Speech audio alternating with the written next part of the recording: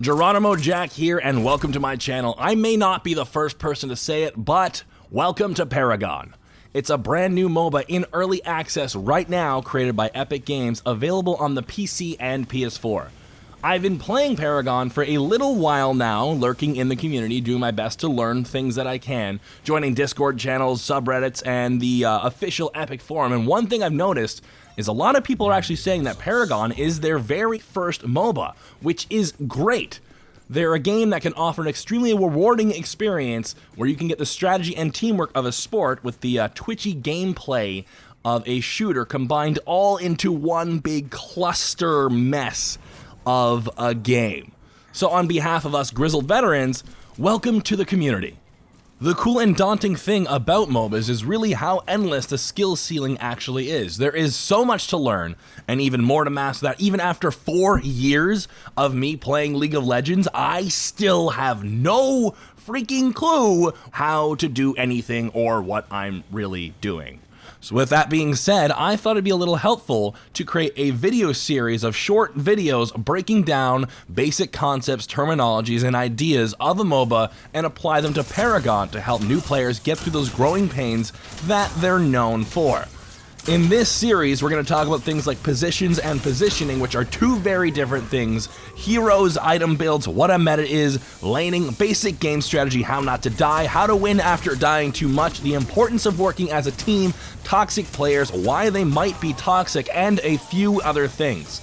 You might see what I meant by there's a lot to learn now, but I really do want to keep these videos short, 5 to 10 minutes at most, to help keep the content accessible, easy to find, and not to overload you with information. I see when people ask for help with MOBAs, they're new to it, they get a big wall of text, there's a lot of information to learn, so we're going to try and steer away from that and keep everything bite-sized so you can actually absorb the information. But now that we got those introductions out of the way, let's get right into it. Part 1. What the f is a MOBA?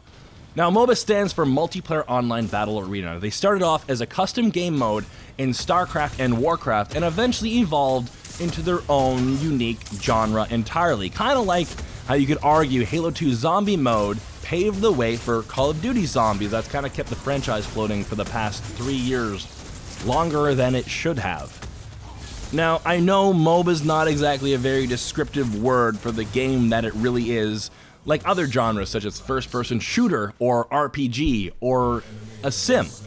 Those genres tell you exactly what you're getting into. You could even say that a first-person shooter is a MOBA by definition. I mean, it's got online multiplayer and it's set in arenas where you battle. So I found 2 ways to describe what a MOBA exactly is. Now, one way is by calling it a 1-hour RPG. Every game you start off at level 1, and as the game progresses, you earn money and experience to buy cool new items and make your abilities better, ultimately becoming the demigod that we all really want to be. Now, the other way is by calling it a multiplayer tower defense game. You have your bases, you have your towers, you gotta kill theirs, and you and a ragtag band of not-so-merry men have to stop yours from getting killed. Simple as that. And that's actually really important to remember. At its heart, MOBAs are an objective-based team game. You could actually get 20 kills and not die once, but if you're not taking objectives, you're about as useful as the guy on the other team you killed 20 times. Meaning this is not Call of Duty. Being the lone wolf might make you feel really cool, but it's not going to be doing your team any favors.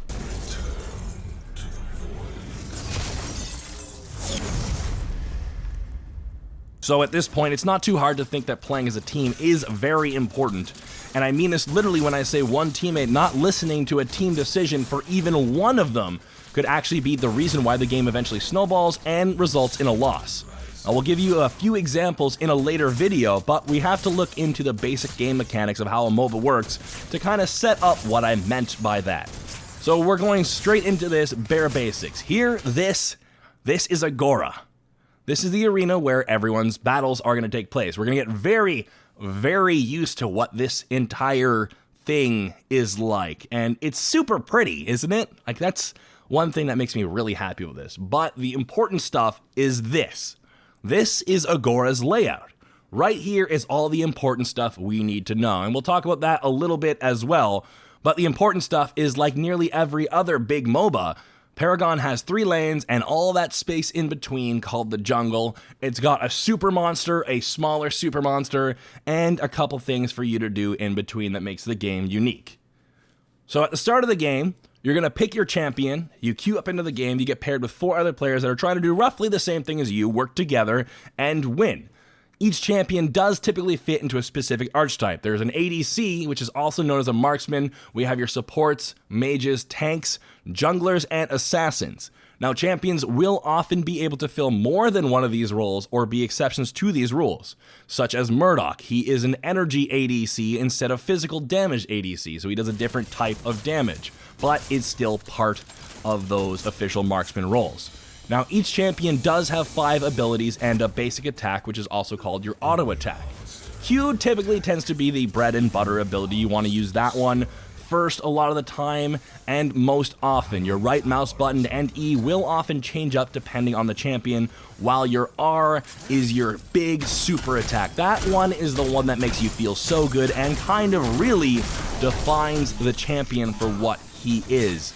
These things are going to define the champion's strengths and weaknesses and what items and cards you want to buy for them. So all these things do tie together. What items to buy, what champions are really strong at what they do, which ones aren't as good as what they can do, and what strategies are currently the best way to do things are just as important, if not more, than raw skill alone. MOBAs are extremely organic games. They're getting frequent updates all the time to not only keep things fresh, but balance things out like items and heroes that might be a little too weak or a little too strong in the past little while, mostly getting community feedback.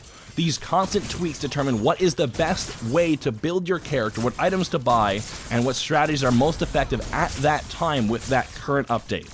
What worked just a few weeks ago might not be so effective right now. And this constant evolution is called the metagame, also known as the meta. It is definitely something you need to pay attention to if you want to succeed at a MOBA and Paragon. Now this is going to lead us up to our next video, where we're going to talk a little more about the champions, positions, deck building, and how exactly to build your champion. If you have any suggestions or comments or questions, please let me know. This whole vlog thing is incredibly new to me, and I want to be able to do the best that I can do to help you guys become more familiar with the game. And of course, please hit like or subscribe if you'd like to see a little more. If you didn't like it, you can hit dislike. I won't hate you. Just please leave a comment on how I could improve, and that would be very appreciated too. Until next time, this is GeronimoJak, and I'll see you in Agora.